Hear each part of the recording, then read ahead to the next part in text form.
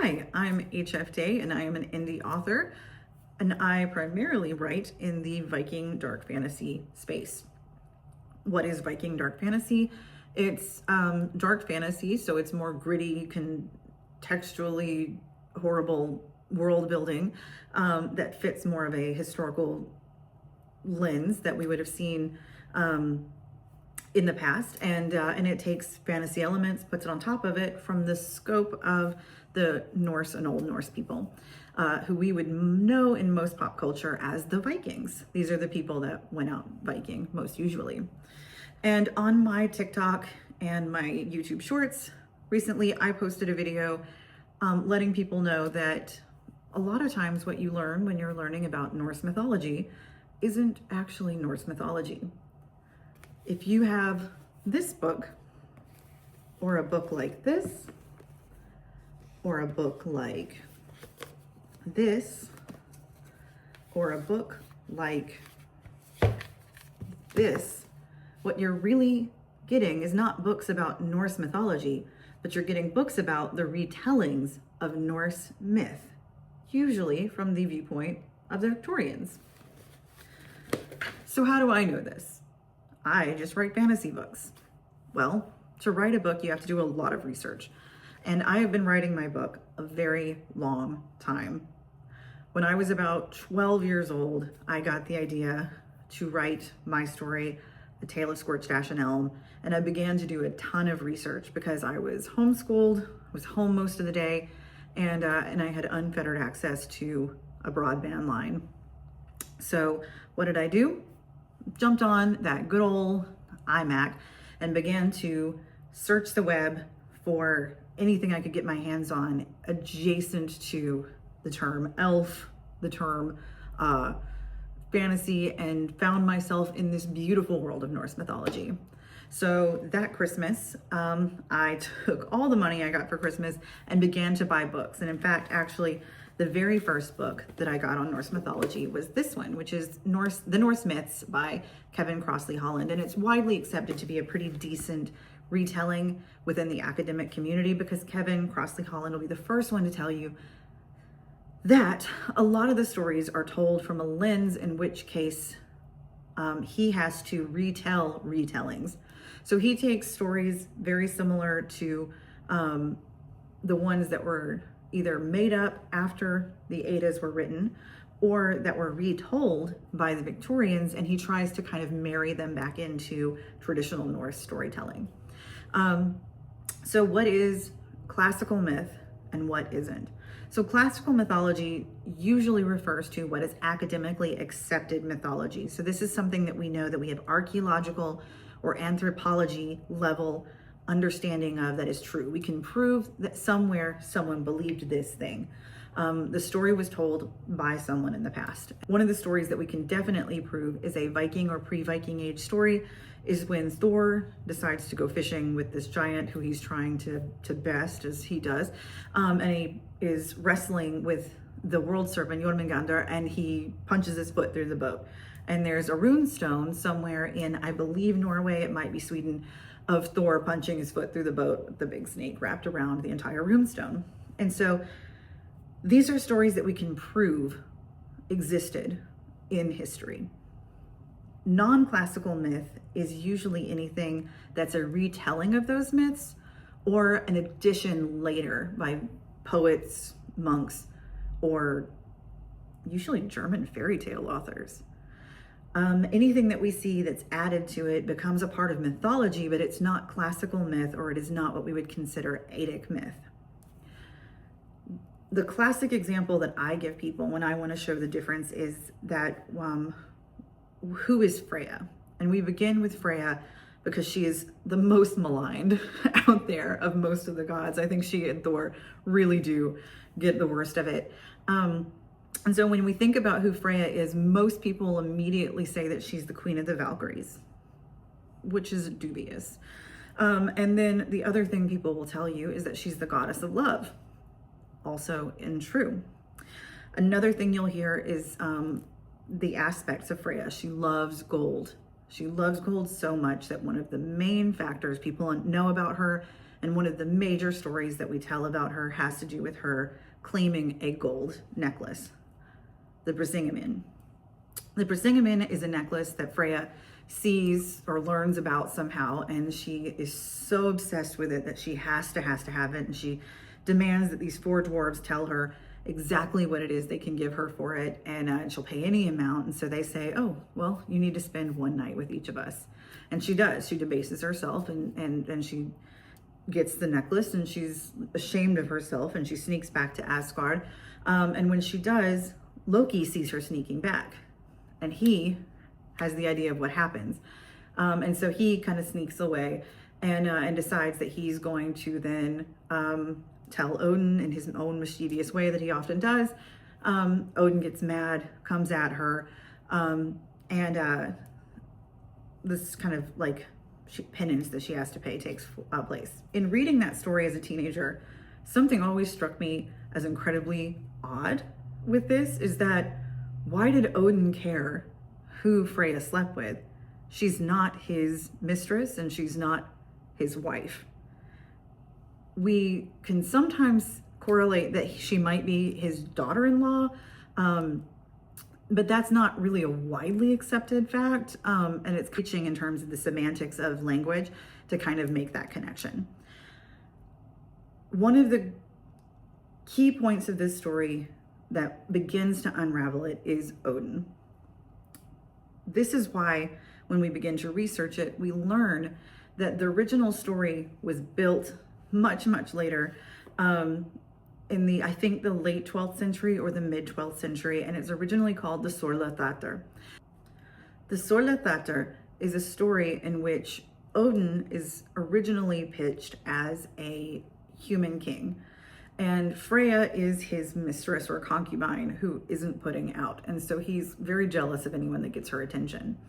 She learns about the necklace, she goes and gets it by way of sleeping with these guys, and then she comes back full of shame, and Loki sees her. And Loki in this point is considered to be like another human in the story. He's an advisor or a friend of Odin.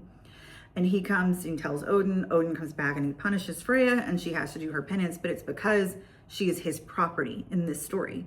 The story was invented to perpetuate medieval moral understanding. It was not an original story told by pre-Christian Scandinavian people. In fact, it's actually not really a story that perpetuates medieval Christianity, because most of the time they didn't want you to keep concubines. That was something that was sort of like a code among men, that we don't talk about this in front of the priest. So this is a story in which this edition is much, much, much later, after the writing of the Eddas, or the transcription of the Eddas.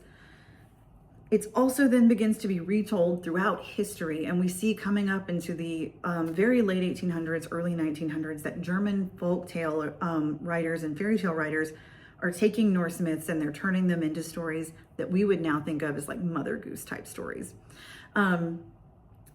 Or Grimm's fairy tale type stories. And one of those stories is the story of Freyja and the Brisingamen. And in this retelling, we see that Freyja is married to a man named Odd. Odd is very upset by the fact that Freyja is so lusty after gold. And she sees the necklace is made. A giantess tells her that she has to do chores or stay in horrible torture for 4 nights because it's for children, so she can't sleep with dwarves in this one. And so she does the thing that's horrible and awful, and she comes home with the beautiful necklace, and her husband is like, I can't even stand to look at you, knowing what you did to get this necklace, so he takes off. And when he takes off, she follows him crying tears of gold, and this explains winter and spring. This is a classic example in which the people of the Victorian age Europe begin to add in elements of Greek mythology into retellings of fairy tale-esque versions of Norse mythology. So now that we know a little bit about what is dubiously taught as Norse mythology, let's talk a little bit about what is actual Norse mythology and provably Norse mythology. So the only really true source of Norse mythology comes from the Eddas. The Eddas are a collection of stories which are written down into 2 volumes, the Poetic and the Prose Edda by Snorri Sturluson.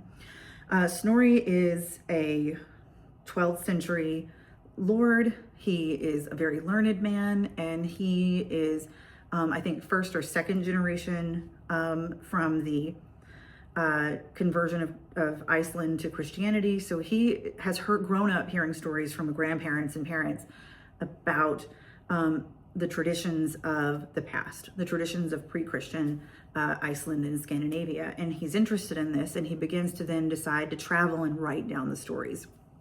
And he writes down a ton of really cool stories that he learns along the way, and he then records them into the Eddas.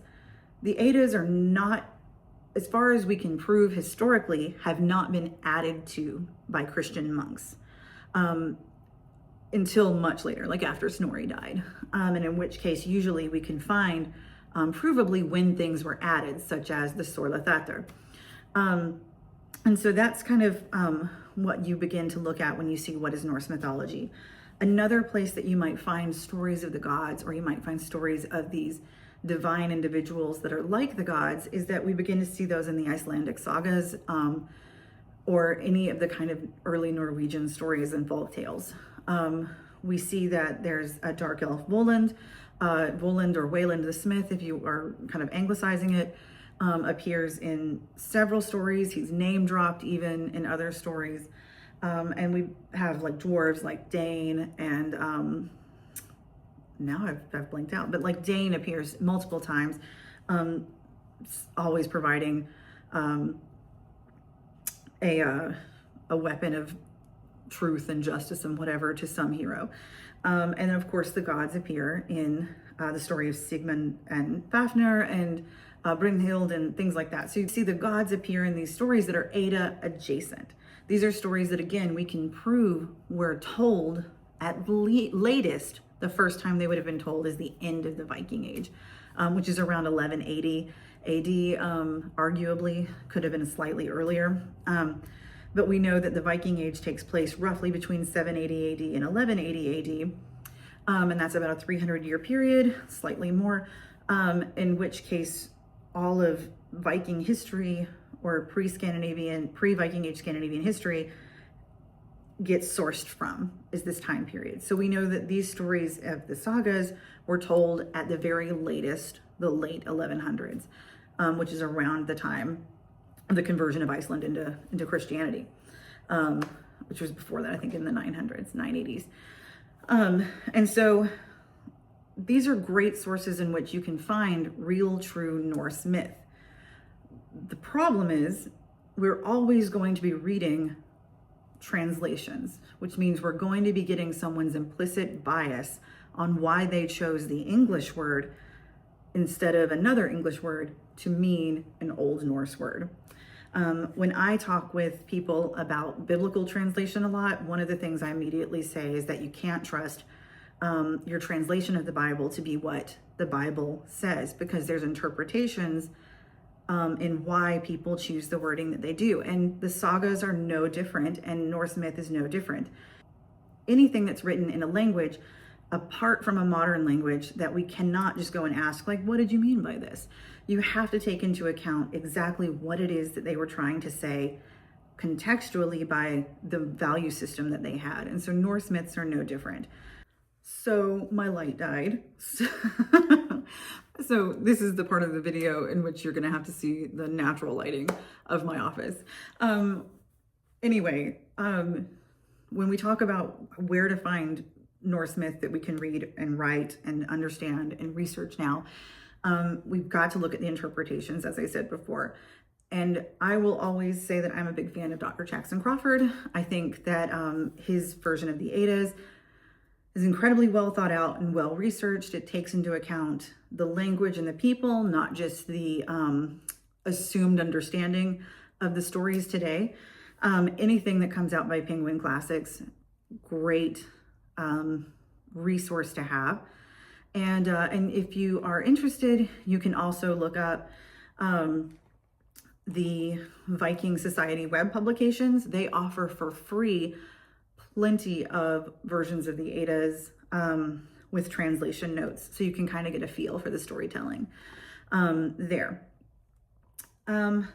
So yeah, so that is my spiel on what is and isn't really Norse mythology, and how you can find the right resources to begin to research Norse myth on your own. And I hope that you do and you really enjoy it.